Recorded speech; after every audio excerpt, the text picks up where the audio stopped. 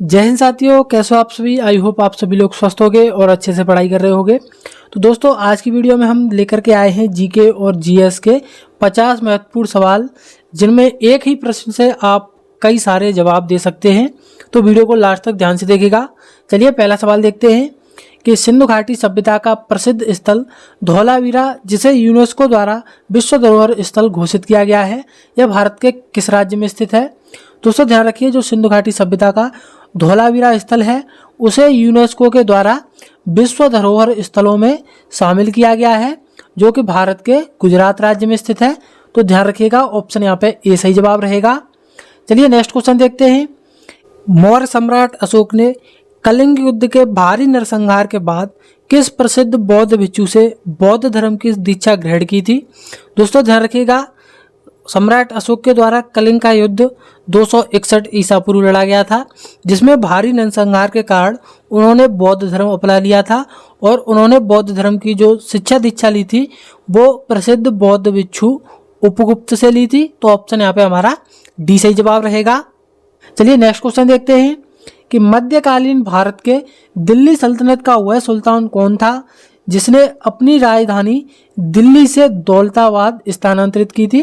दोस्तों ध्यान रखिए, दिल्ली सल्तनत के उस सुल्तान ने जिसने दिल्ली से दौलताबाद अपनी राजधानी को स्थानांतरित किया था वो मोहम्मद बिन तुगलक था। तो ऑप्शन यहाँ पे ए सही जवाब रहेगा। चलिए नेक्स्ट क्वेश्चन देखते हैं कि संगीताचार्य तानसेन और स्वामी हरदास मुगल काल में किस महान सम्राट के समकालीन थे। दोस्तों, जो संगीताचार्य तानसेन और स्वामी हरदास थे वे मुगल काल में सम्राट अशोक के समकालीन थे। तो ध्यान रखिएगा, ऑप्शन यहाँ पे डी सही जवाब रहेगा। नेक्स्ट क्वेश्चन देखते हैं कि वर्ष 1905 में हुए ऐतिहासिक बंगाल के विभाजन के समय भारत का वायसराय कौन था। दोस्तों, जो बंगाल का विभाजन हुआ था वो 1905 में हुआ था और उस समय भारत का वायसराय लॉर्ड कर्जन था। तो ध्यान रखिएगा, ऑप्शन यहाँ पे ए सही जवाब रहेगा। चलिए नेक्स्ट क्वेश्चन देखते हैं कि स्वामी दयानंद सरस्वती ने वर्ष 1875 में सामाजिक धार्मिक संगठन आर्य समाज की स्थापना किस शहर में की गई थी। दोस्तों ध्यान रखिएगा, स्वामी दयानंद सरस्वती के द्वारा जो आर्य समाज की स्थापना की गई थी वो 1875 में की गई थी और ये ध्यान रखिएगा बॉम्बे यानी मुंबई शहर में की गई थी। तो ऑप्शन यहाँ पे सी सही जवाब रहेगा। नेक्स्ट क्वेश्चन देखते हैं कि संवैधानिक सुधारों की समीक्षा के लिए गठित साइमन कमीशन किस वर्ष भारत आया था। दोस्तों, जो साइमन कमीशन का गठन हुआ था वो संवैधानिक सुधारों की समीक्षा के लिए हुआ था और ये वर्ष 1928 में भारत आया था। तो ध्यान रखिएगा, ऑप्शन यहाँ पे सी सही जवाब रहेगा। चलिए अगला सवाल है हमारा कि वर्ष 1932 में ऐतिहासिक पूना पैक्ट महात्मा गांधी और किस प्रमुख नेता के मध्य हस्ताक्षरित हुआ था। दोस्तों ध्यान रखिए, जो पूना पैक्ट हुआ था वो महात्मा गांधी और डॉक्टर भीमराव अंबेडकर के बीच हुआ था, जो कि 1932 में हुआ था। ध्यान रखिएगा, तो ऑप्शन यहाँ पे सी सही जवाब रहेगा। चलिए नेक्स्ट क्वेश्चन देखते हैं कि भारतीय स्वतंत्रता संग्राम के वीर क्रांतिकारी पंडित राम प्रसाद बिस्मिल को किस जेल में फांसी दी गई थी। दोस्तों ध्यान रखिएगा, जो पंडित राम प्रसाद बिस्मिल को फांसी दी गई थी वो गोरखपुर जेल में दी गई थी। तो ऑप्शन यहाँ पे डी सही जवाब रहेगा। नेक्स्ट क्वेश्चन है हमारा कि मुगल सम्राट जहांगीर के दरबार में ब्रिटिश ईस्ट इंडिया कंपनी का पहला आधिकारिक राजदूत बनकर कौन आया था। तो जो मुगल सम्राट जहांगीर के दरबार में ब्रिटिश ईस्ट इंडिया कंपनी का पहला जो राजदूत बनकर के आया था वो कैप्टन विलियम हॉकिंस आया था। तो ध्यान रखिएगा, ऑप्शन यहाँ पे ए सही जवाब रहेगा। चलिए नेक्स्ट क्वेश्चन देखते हैं कि भारतीय संविधान की 8वीं अनुसूची में वर्तमान समय में कुल कितनी भाषाओं को आधिकारिक मान्यता दी गई है।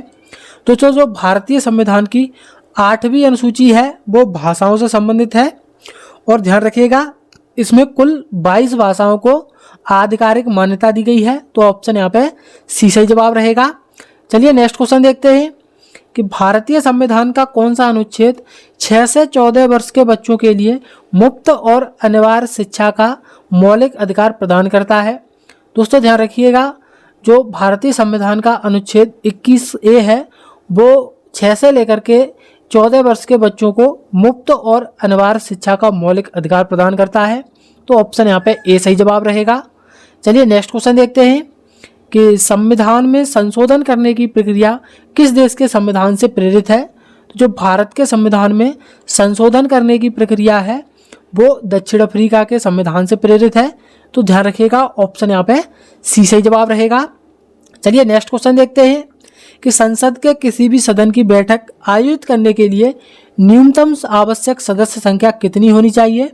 दोस्तों, जो संसद के किसी भी सदन की बैठक आयोजित करने के लिए जो न्यूनतम सदस्य संख्या चाहिए वो 1/10 भाग की होनी चाहिए।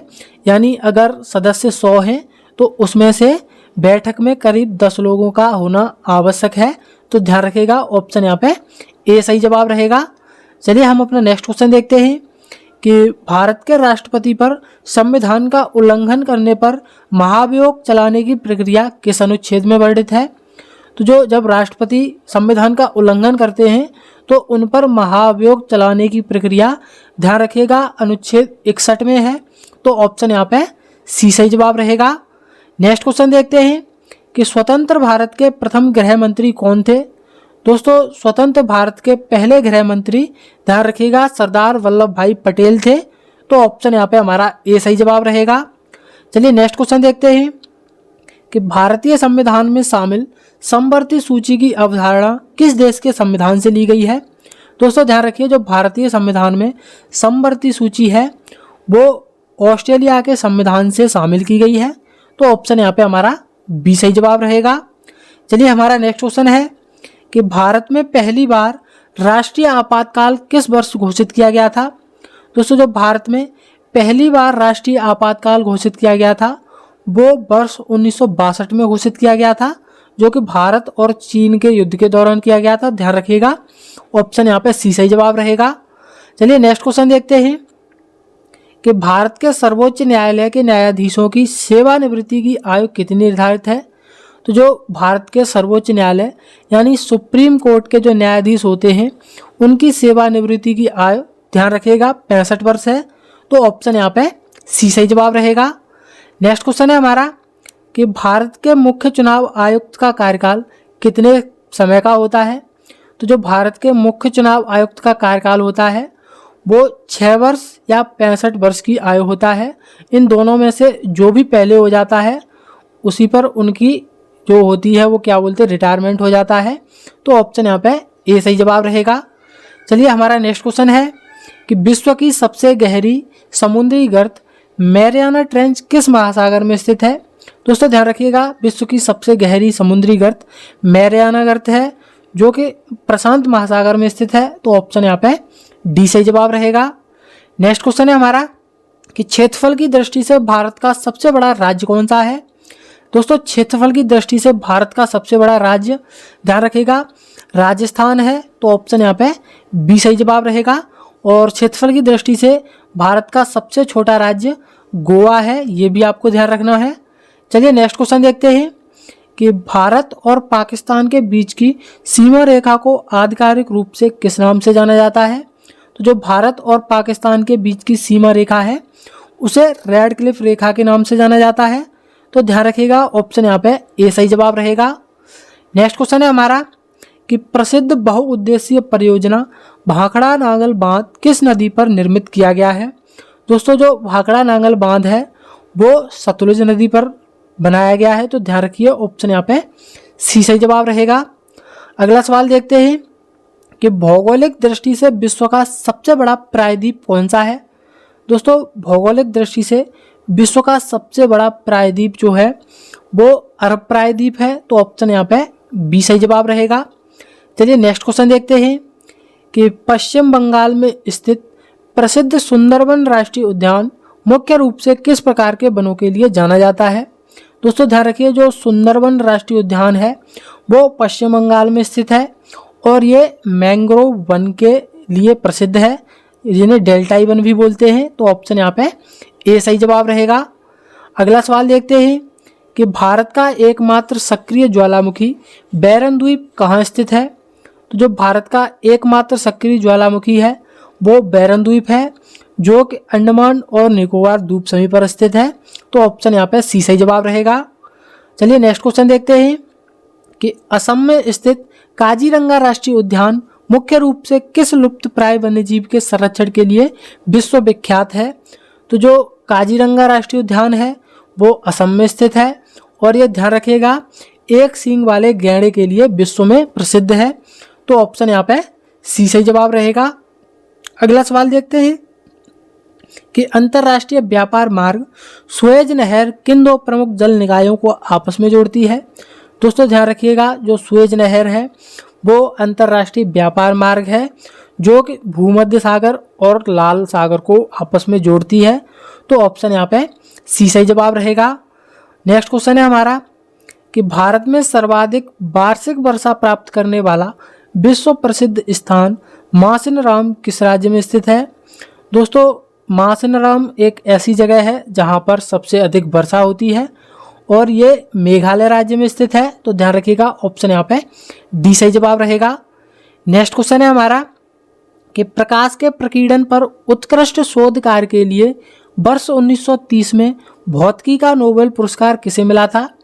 दोस्तों ध्यान रखिए प्रकाश के प्रकीर्णन के लिए 1930 में जो भौतिकी का नोबेल पुरस्कार मिला था वो डॉक्टर सीवी रमन को मिला था।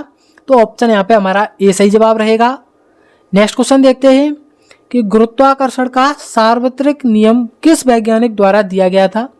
तो जो गुरुत्वाकर्षण का सार्वत्रिक नियम दिया गया था वो सर आइजैक न्यूटन के द्वारा दिया गया था। तो ऑप्शन यहाँ पे ए सही जवाब रहेगा। नेक्स्ट क्वेश्चन देखते हैं कि एक सामान्य और स्वस्थ मानव शरीर में पसलियों की कुल कितनी जोड़ियां पाई जाती हैं?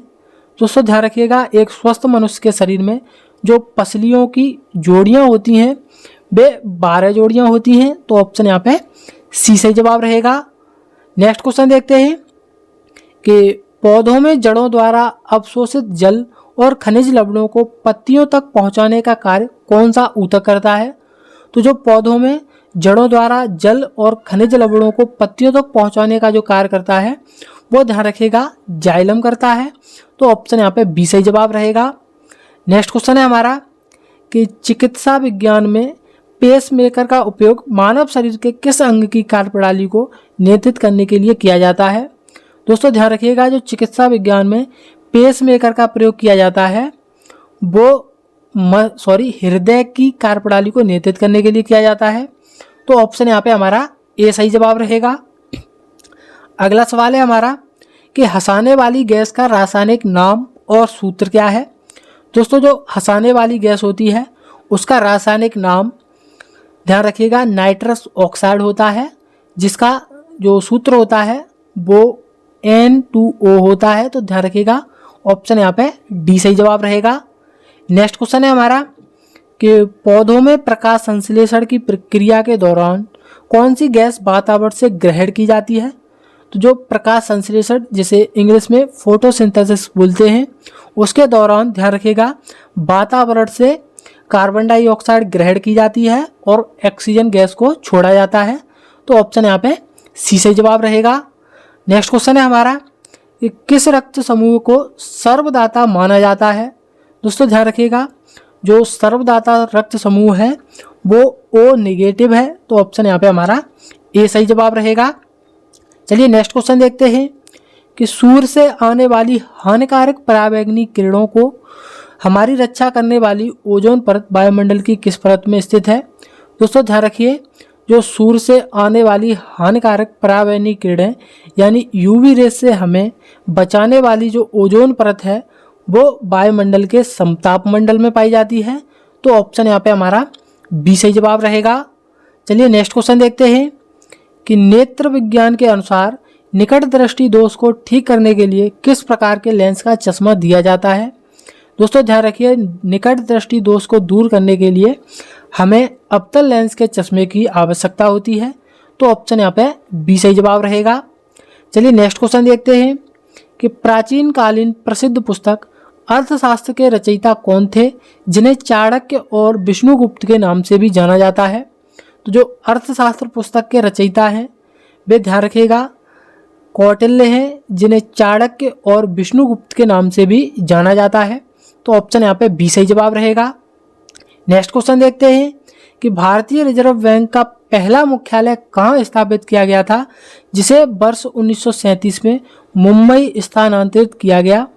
दोस्तों ध्यान रखिएगा, जो भारतीय रिजर्व बैंक यानी आरबीआई का जो पहला मुख्यालय था वो कोलकाता में स्थापित किया गया था, जिसे 1937 में मुंबई स्थानांतरित कर दिया गया था। तो ऑप्शन यहाँ पे डी सही जवाब रहेगा।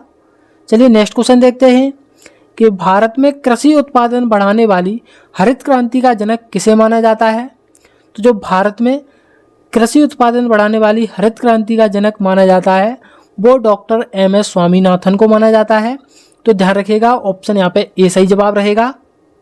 नेक्स्ट क्वेश्चन देखते हैं कि प्रसिद्ध लोक नृत्य और सांस्कृतिक पर्व बिहू भारत के किस पूर्वोत्तर राज्य से संबंधित है।